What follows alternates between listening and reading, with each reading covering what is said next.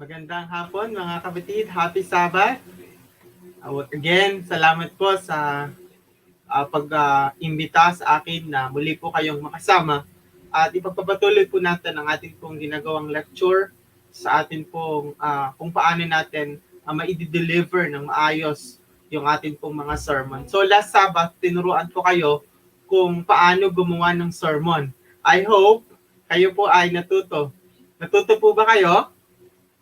Okay. So, this time, I will teach you how to deliver your sermon. Kasi, hindi lang po sapat na marunong po tayong gumawa ng sermon. Mas maganda rin po, alam natin yung mga how-to ng pag-deliver ng sermon. Kasi napaka-essential din po niyan. Hindi ho pwedeng marunong lang tayong gumawa ng sermon, but at the end, we don't know how to deliver this sermon. But the question that we want to answer this afternoon is, how can I confidently share my sermon? How can I deliver it efficiently? So, meron po tayong mga ilang tips na pag-aaralan sa hapon pong ito, and I hope and share na kayo po bilang mga kabataan ay mayroon ulit kayong matutunan. I know na ito pong i-share ko sa inyo is some of these are just guidelines, but you can go beyond the guidelines, and basta you need to make sure na ito talaga ay magiging productive kayo in delivering your sermon. That's very important.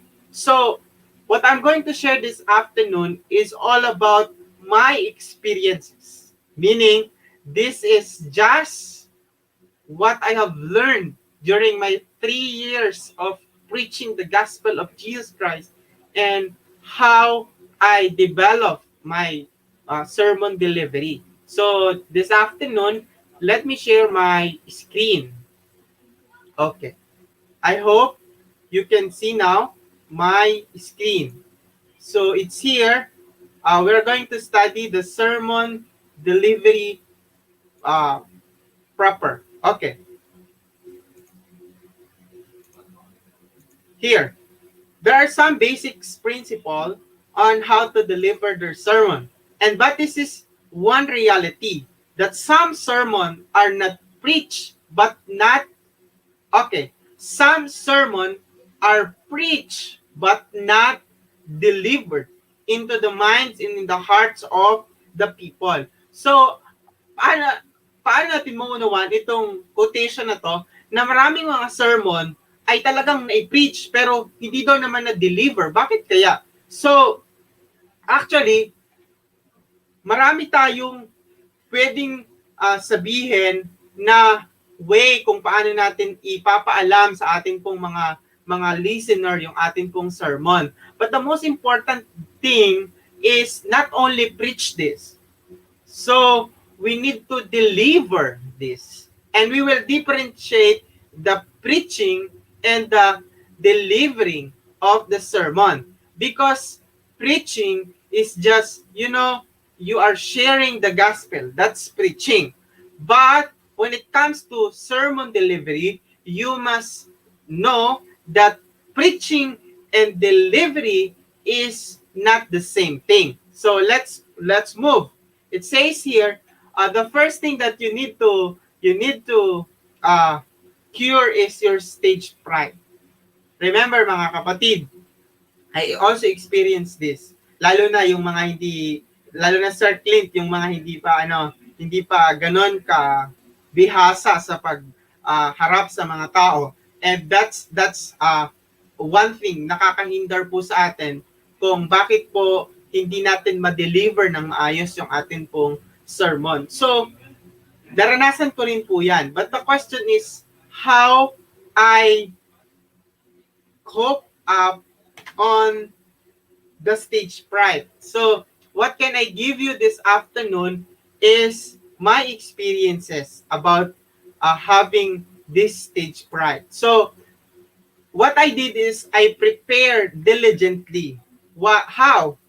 Because if you have prepared consciously, know your message well, and you are enthusiastic about it, stage fright is diminished. So, napansin nyo mga kapatid, kaya tayo ninenervyos pag akyat natin sa pulpit because we don't know what we are going to say. Hindi natin alam kung ano yung sasabihin natin.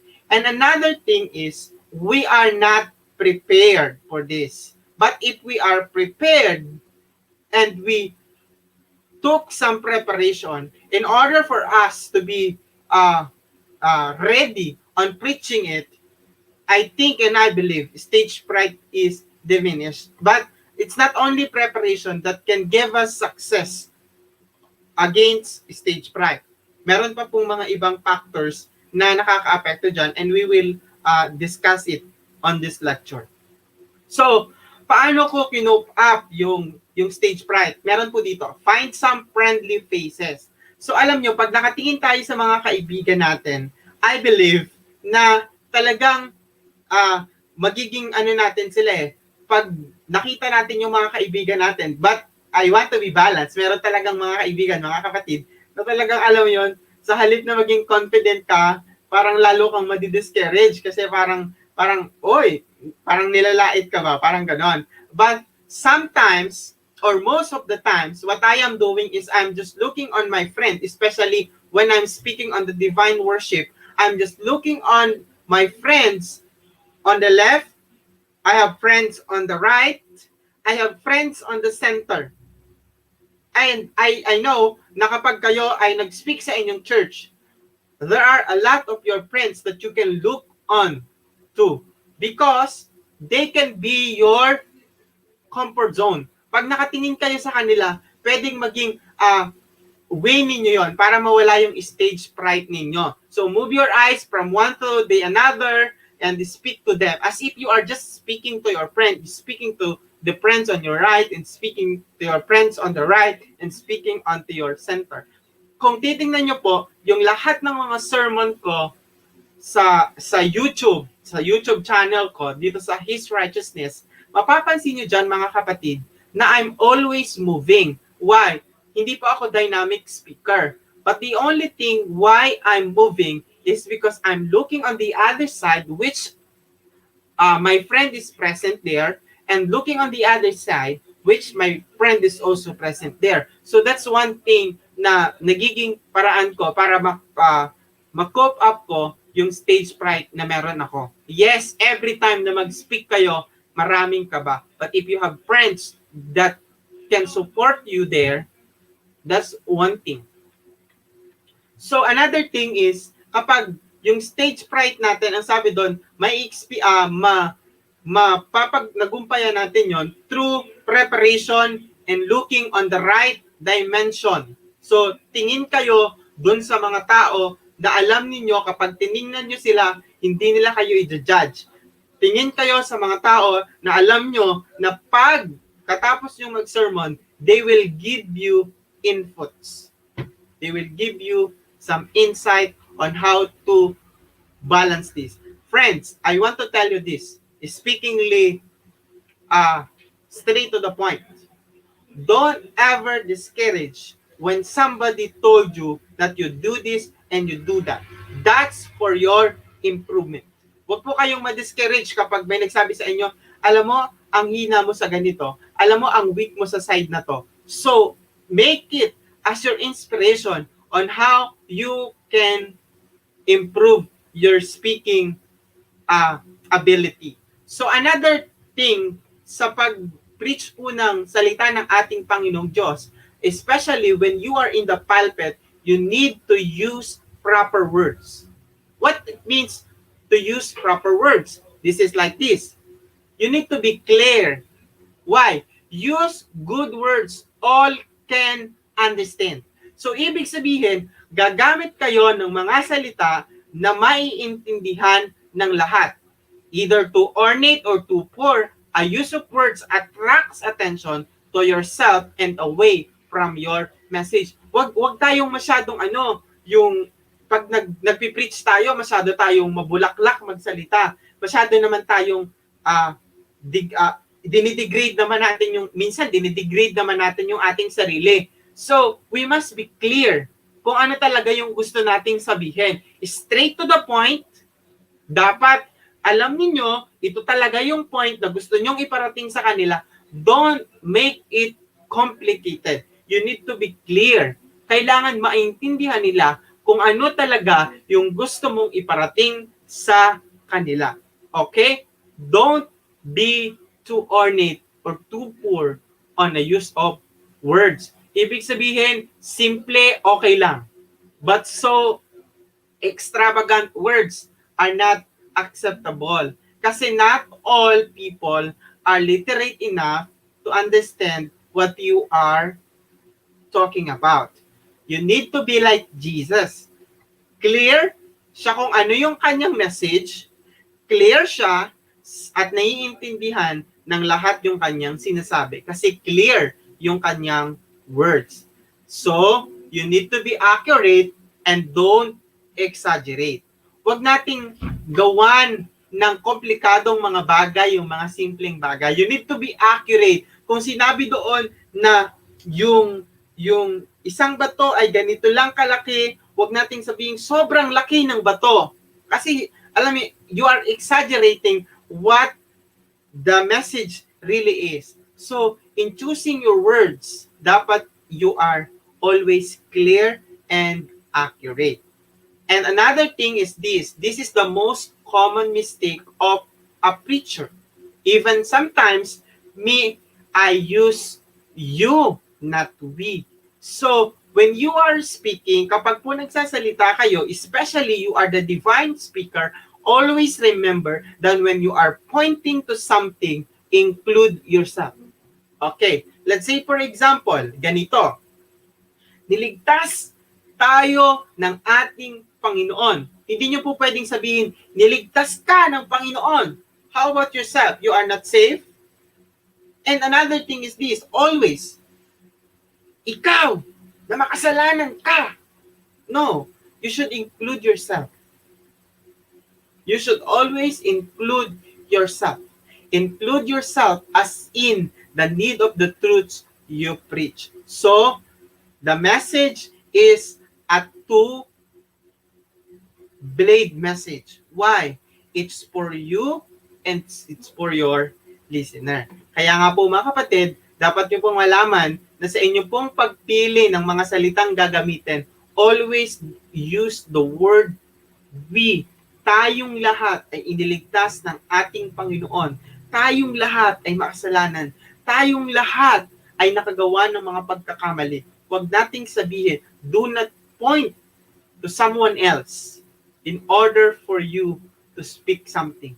Always include yourself.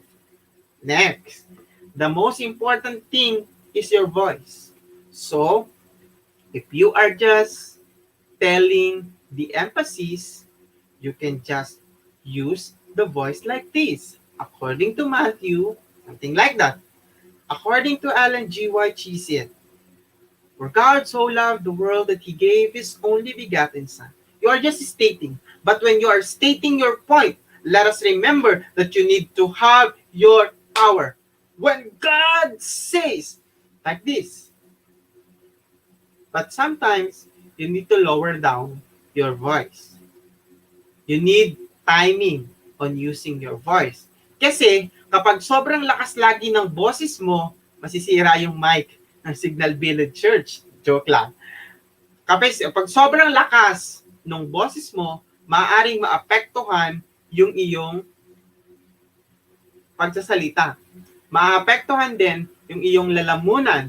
Maapektuhan din yung iyong bibig kasi matutuyuan ka ng laway. So remember, when it comes to speaking, you need to have your vocalization.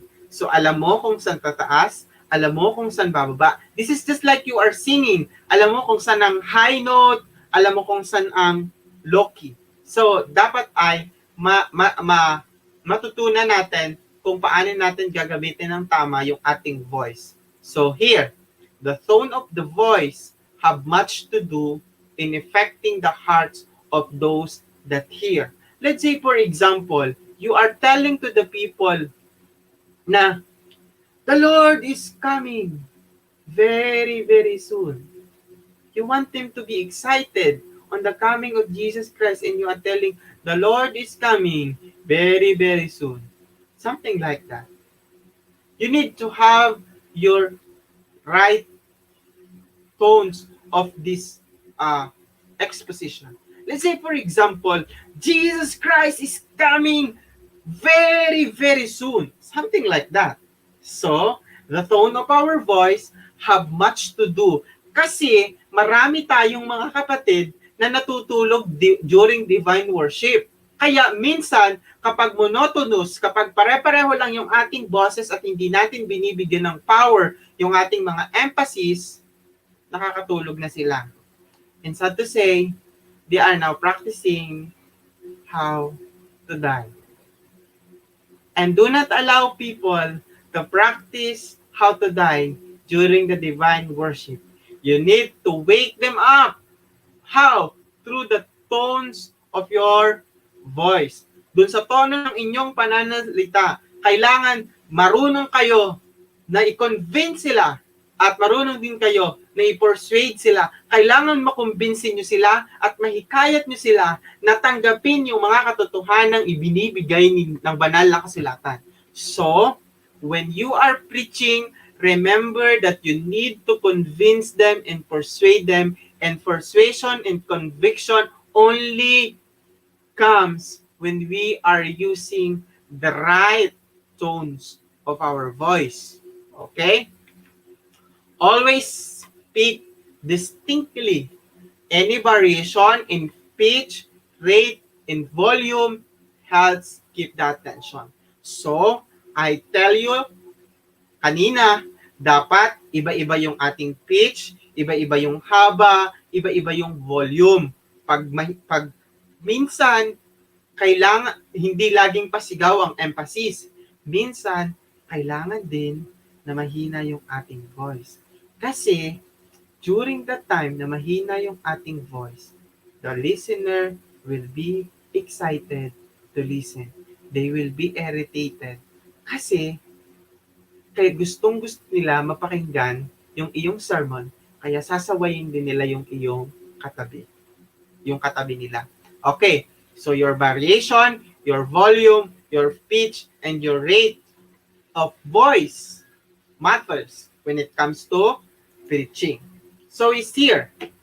There are so many who read or speak in so slow or so rapid a manner that they cannot be readily understood. Sabi niya, meron daw mahinang magsalita. Meron din daw namang sobrang bilis. Akala mo papuntang Puyat Hills. Nakasakay sa tren kung magsalita. No. Sometimes you need to slow. Sometimes you can do a rapid speaking. But remember, do not always do so slow and do not always so rapid. You need to balance everything because they will not understood it. Okay, some have a thick, indistinct utterance, others speak in a high key, in a sharp, shrill tones that are painful to the hearers.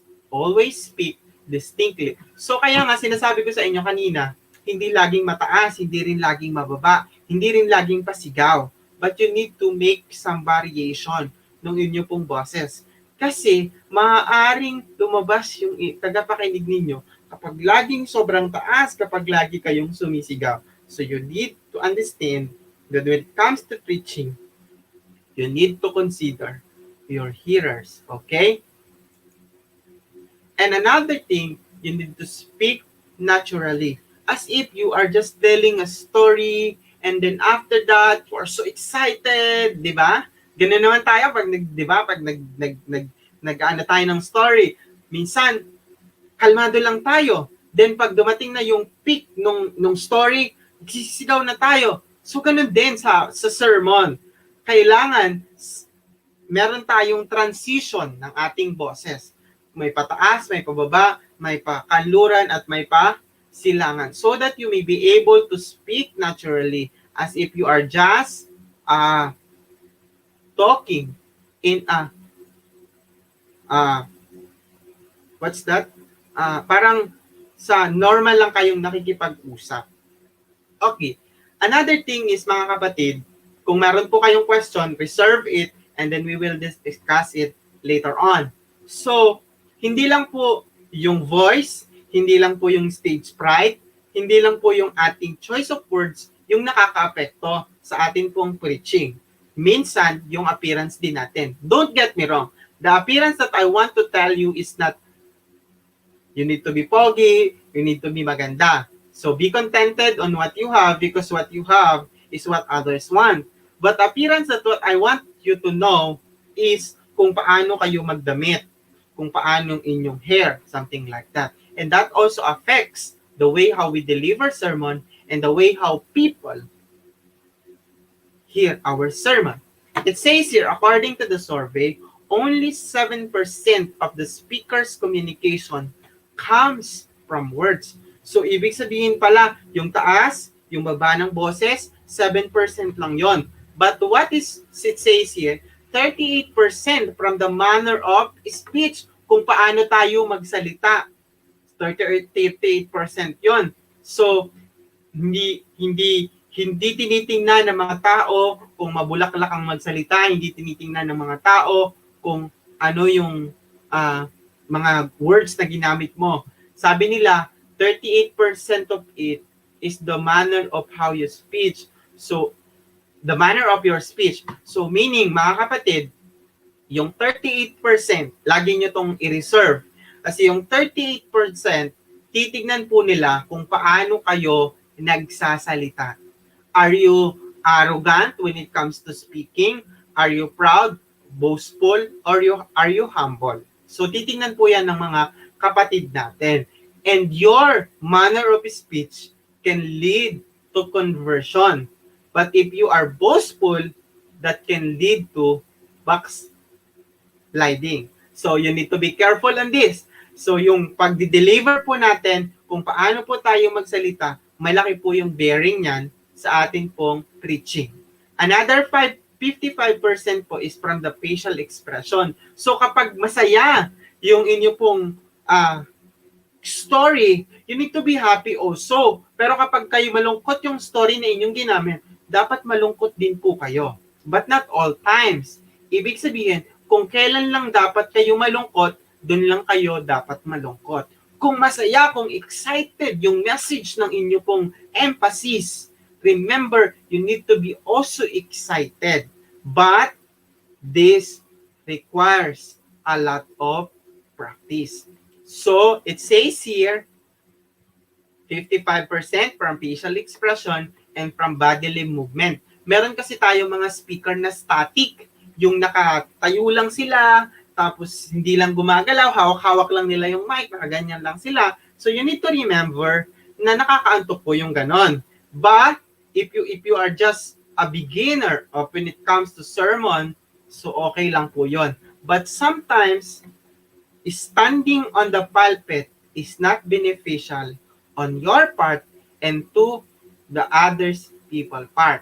So you need movement kapag po kayo ay nagpi-preach. Kahit yung kamay nyo lang, kahit yung inyo lang ulo, dapat you are moving because kailangan na meron tayong ginagawang movement para yung mata ng ating mga listener hindi inaantok. So appearance may speak so loudly they cannot hear the message. So, masama din naman yung puro appearance na lang yung ating dala. Di ba? Masama din pag sobrang yung ating appearance yung center of attraction. So, dapat we need to make it balance. So, what are included on the appearance? First thing is, you need to dress invisibly. So, what is this? You need to have a good choice of color. You need to be neat. You need to have a good taste, and simplicity should be your rule. If your appearance is either too gaudy or too elegant, it can be distracting. So, ibig sabihin pala, huwag naman yung sobrang grabe kayo manamit. Halimbawa, yung church ninyo, 20 lang yung member. Nakaano pa kayo, nakatuxedo or something like that. Tapos, grabe yung preparation. So, no. you need to put everything into place. Kung ano yung nature ng place, like, halimbawa, magpipreach kayo sa bundok, kailangan ba nakabarong? No. You can use what is necessary for that place. It says here, you need to dress invisibly in a way that your appearance does not distract from your message. So yung simple lang, we are Adventists, alam ng mga tao na tayo ay simple lang. So your long sleeve with a tie is okay. Your dress with a blazer, it's okay. Do not put some coloretes on your dress, but yung malinis, okay na yon. Yung maganda yung kulay, okay na po yon. So, really use gesture to convey your feeling. So, meron po talaga mga tao na talagang kahit wala namang akma yung gesture nila is naki-gesture sila. But it says here, your gesture comes naturally kapag nararamdaman nyo rin kung ano yung inyong sinasabi. Sabi niya dito, a preacher who tries to hide his or her personality will never be an effective preacher. So you need to invest, you need to do what you can do in delivering the sermon so that you will be an effective preacher. Always wear your smile kasi your smile really matters. Kasi kapag di po kayo nag-smile, lagi lang kayong malungkot, there is a problem. Baka hindi niyo nararanasan yung message ninyo. Maganda yung message, pero throughout the divine worship or throughout the worship, hindi naman kayo nag-smile. So you need a smile on your face. So people will believe whatever is in your sermon. So kailangan marunong din po tayong ngumiti sa ating pong sermon engagement. Now, this is the most important thing also mga kapatid. Paano po kayo magkakaroon ng transition dun sa inyong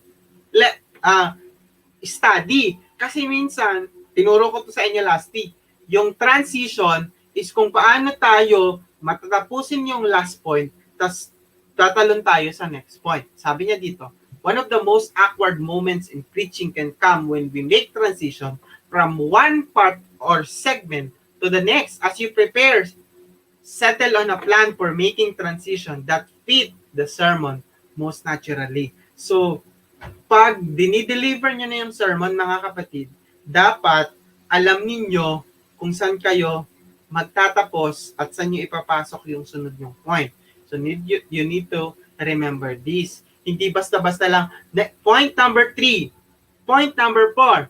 So, hindi na excited yung mga tao kasi sinasabi mo na kung ano yung point number 1 mo, then hindi ka man lang, wala ka lang maayos na transition. So, in making transition, you need always to plan for it. Okay? It says here in the pulpit, if you are concentrate on your use of words, voice, eye contact, and gesture, and all the various aspects of sermon delivery, you'll hardly be able to concentrate on your message at all. So, Brother Glenn, sinabi mo kanina, di ba? Kailangan maganda yung ayos ng words, yung aking voice, dapat may eye contact ako, dapat may gesture ako. Tapos sabi mo dito, you will be hardly concentrate on your message. It says here, the time to think all about these things is before you preach, not as you preach. Malinaw na malinaw po mga kapatid. So, yung choice of words natin, upon writing your outline, upon making your PowerPoint, dapat, doon pa lang, alam nyo na kung paano nyo gagawin yung mga bagay na to, kung saan nyo itataas yung inyong words. Usually, ganito po, I want to give you a tips. Usually, hindi po talaga ako gumagawa ng sermon manuscript. Wala akong script sa pag ako nagsisermon. But one thing I did is this. I always practice my presentation so that when it comes na nagpipreach na ako, ang ginagawa ko is speaking it naturally because I already familiarize what is needed to do on a specific place. Okay.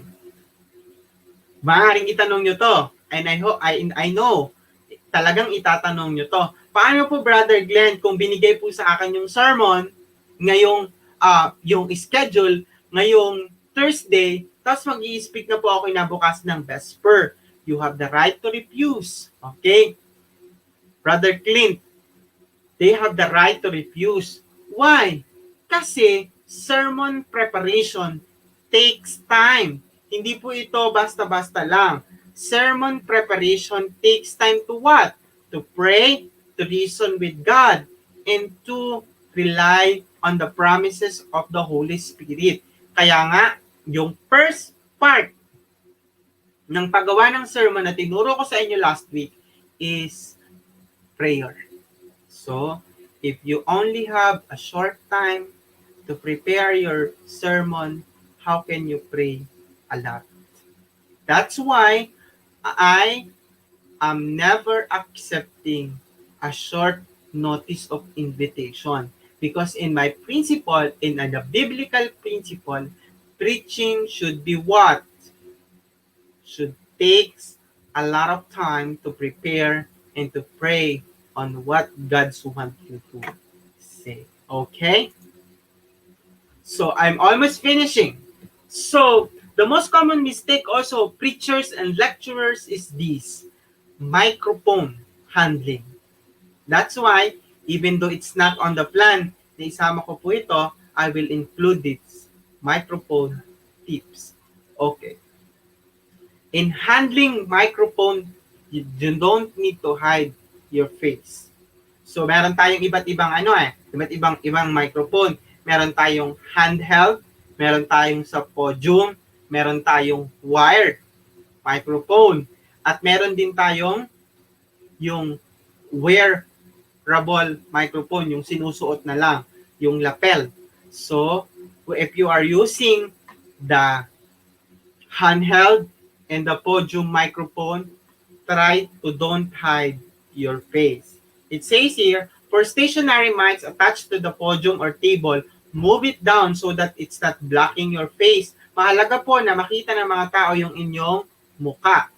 This is especially important for short people, yung mga, sabi po ito ng lecture, yung medyo mga hindi pinagkalooban ng katangkaran. So you need to stand behind the podium. Your facial expression are major part of your communication, so you need your face to be clearly visible to the crowd. Sabi ko po sa kanina sa inyo, facial expression matters. Almost ilang percent nga? 55% of it, or 38, something like that. So for handheld microphones, position the mic so that your whole face is clearly visible. Hold it vertically so that it only blocks your chin. Dapat po meron tayong 10 inches kung medyo sensitive yung ating microphone. Pero if not, kahit isang isang one fist, yung sukatin nyo, yung kamao nyo, sukatin nyo, din doon sa dulo ng kamao nyo, doon nyo ipipwesto yung inyong microphone so that it will not irritate the people hearing to you and it will not destroy the microphone. Next, position the mic so you don't have to slouch. Newbies have an urge to lean into podium microphones. This gives you bad posture and obscure your face to the audience. So kung mataas yung mic, ibaba niyo yung mic. Kung mataas yung mic, kung mababa yung mic, itaas niyo yung mic, hindi yung susundan ninyo. Hindi yung kukuba kayo or titiad sa amin yan, sa Mindoro, nakatiad or pipilitin mong abutin yung position ng mic. So you can adjust it. Unlike with handheld mics, a podium mic is really sensitive. So you need to be careful on doing positioning of the microphone. Kasi like dun sa Signal Village, nakita ko yung inyong microphone. So you need to be careful on this. And our microphone operators, our audiovisual, they are informed always that you will position your microphone. Sometimes they can't do it while you are preparing. Okay. hold the microphone lower so that it's your visible to your mouth. So kaya nga sinasabi ko sa inyo, isang fist yung pagitan kung hindi siya ganun sensitive. Pero kung sensitive siya, pwedeng isang dangkal ang pagitan. This is the most common mistake, and this is the most irritated part, is when somebody is not aware on how to handle microphone. Ang ingay-ingay po ng microphone minsan kasi nga hindi natin alam kung paano siya gamitin. Okay, this is very important when you are speaking. Test the mic before your speech begins. You should never ask, "Can everyone hear me?" Okay? Don't ever ask that. That is not appropriate. You should already know that the mic is working long before you take the stage and begin speaking.